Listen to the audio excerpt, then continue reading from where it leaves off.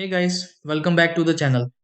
If your BirdBuddy AI recognition isn't working, you might receive bird photos and postcards, but the species name never appears or the identification remains incomplete.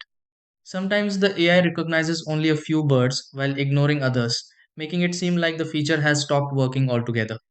In most cases, the camera is still capturing images correctly, but the AI needs clear photos, proper framing, and successful cloud processing to identify each visitor.